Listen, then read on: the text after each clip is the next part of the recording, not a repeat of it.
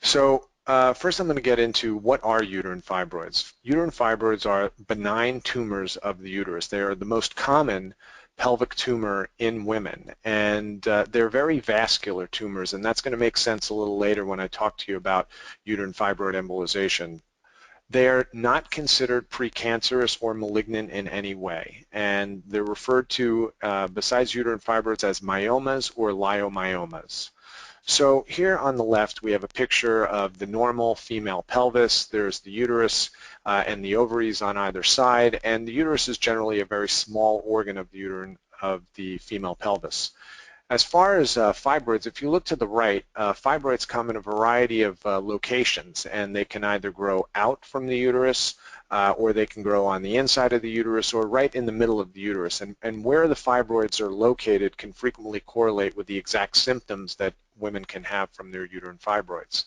And so here is a list of the symptoms that uterine fibroids can cause. Most commonly heavy, prolonged menstrual bleeding, or pain and pressure, or the feeling of fullness in the pelvis, abdomen, or lower back. If the fibroids press on the bladder, they can cause urinary frequency or the urge to urinate.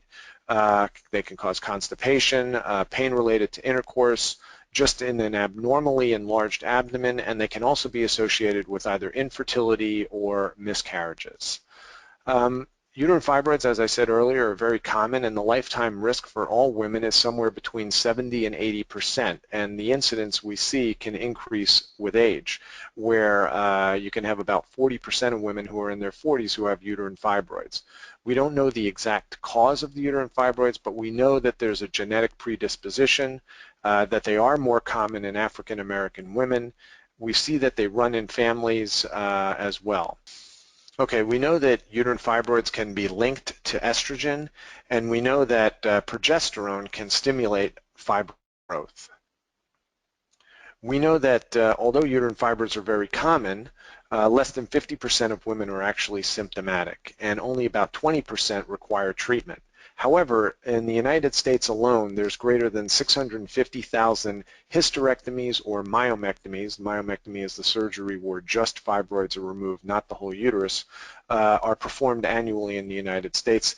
And of the greater than 400,000 hysterectomies performed in 2010 from this one paper, approximately 50% of them were for uterine fibroids. So that's still a very common surgery performed for women with uterine fibroids.